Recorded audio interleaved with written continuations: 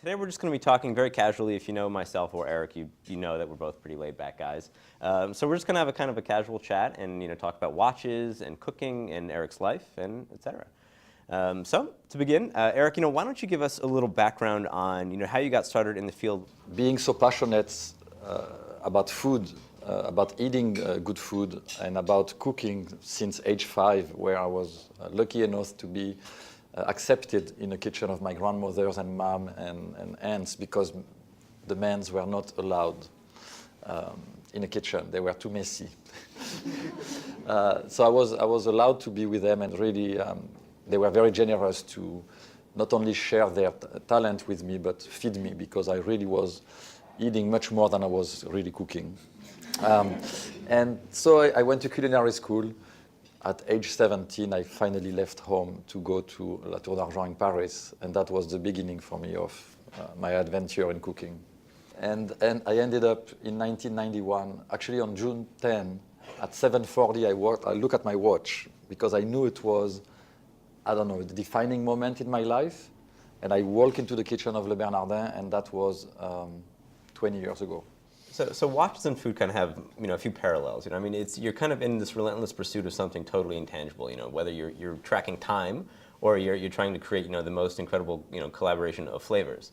Do you see a connection between watches and food? Well, of course I see a connection. Well, it's many things that are similar. First of all is the passion, obviously, for excellence and a search for excellence. It's based on craftsmanship. You cannot do something artistic if you don't have the tools to do something creative. Therefore, you have to really study hard craftsmanship. You have to learn how to create the pieces. In cooking, it's exactly the same. As much as you like to take the knife and cut, you cut first your fingers, and then you learn craftsmanship, and then finally you cut the carrot, and from there you move on, and so on. And the similarity in between, and now I'm talking about the artistic level of it. Time is not something tangible. You cannot see time, you cannot touch time. For us in cooking is exactly the same. Artistry comes when you start to play with flavors. The coffee that you have this morning in your cup was probably brewed half hour ago or something like that. If this coffee was drunk at 12 o'clock, you will have a very different product. If you take that coffee tonight, it will be disgusting. So us in the kitchen, our work is to really create a product, a sauce, or anything with flavor that is going to be consistent and stable. Exactly like a watchmaker will create a timepiece that is not only beautiful in terms of aesthetics and complications and the playful and so on, but also a piece that is going to be precise and be useful. It's like kind of a perfect equation of creativity and then discipline. And I think there are millions of creative people there, but to have the discipline to follow through and actually execute something is very rare. It can take several years to develop a new caliber. I'm sure it can take a long time to develop a new dish, but then to actually implement it and get it out to a way where it's consumable, I think is incredibly hard. I remember when I went to Vallée de Joux and I went to talk to the masters there. I saw the extreme discipline that they had, because they work with pieces which are, first of all, fragile. They use materials which are very precious, expensive, obviously. I was fascinated by how complicated it is to put a watch together or to create a watch. And without the discipline and also the patience, because in cooking we need patience also in the creativity. You don't have a genius idea every morning. It doesn't happen. I wish it would happen. At least to us it doesn't happen. But it's also the same for the watchmakers. They have an incredible patience. To the point that it's for them almost like a meditative exercise. They need that patience to be able to create something which is very unique, because you can have a flash and have like a good idea, but especially in a watch which is so complicated.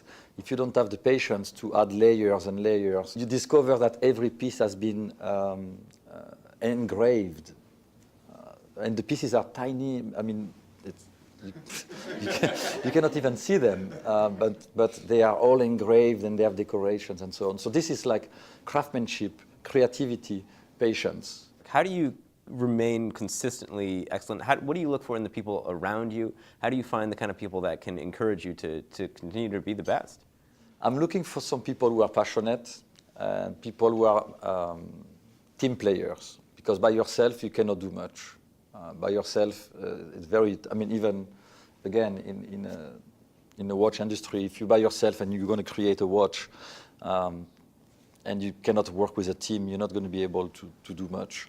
So it's very important to have that in a person for us, to our eyes. You told me once that, you know, when you first started at the restaurant, you were kind of gruff with your coworkers, with your employees. And then one day, and I think it was 1998, you said, you know what, I'm going to stop this. That, you know, my employees need to be happy. They need to be encouraged, and they can't work under this kind of pressure. Yes. In a kitchen, the way we were trained, it was the hard way. And basically, the French system was, we're going to humiliate you to the point that we're going to break you, and then we're going to rebuild you. And that process worked for few people. So you can certainly find some champions in your team, but you destroy a lot of talent. You let go a lot of people because nobody likes to be abused, nobody likes to be insulted. When I came in America, I was convinced it was the right way to educate cooks, the right way to build a team. Big mistake, because I lost all of the team that I had. And also, what made me really realize that I was wrong, I was never happy. And I realized that you cannot mix those both feelings, happiness and anger. It's impossible. And I realized that I was not motivating my cooks. A cook who's shaking because he's scared cannot cook properly. A cook who's scared to death to be presenting his dish to the chef cannot create beautiful food for the client. And I overnight changed the philosophy of our restaurant, and especially my philosophy of managing people.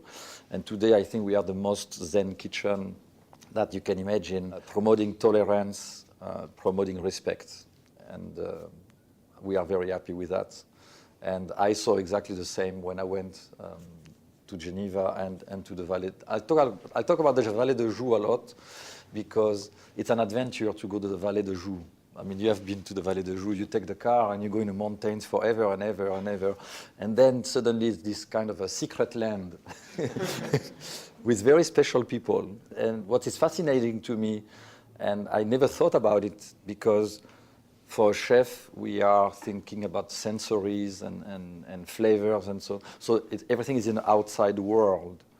But a watchmaker, everything is inside. So they live in a very confined universe. And when you come and you interact with them, you're basically extracting them from, the watch is for them the universe. And it reflects on their personalities. They have great sense of humor and so on, but it's a very different way of interacting with a person. Just out of curiosity, what are your favorite models from Vacheron, or what do you own? So I have the Patrimony, the limited collection, the Platinum one. I have the Oversea. I have this one today, the Royal Eagle, and the America 21. I love that one. A lot of people love that one. Thank you very much. It was a great pleasure. Thank you. Thank you.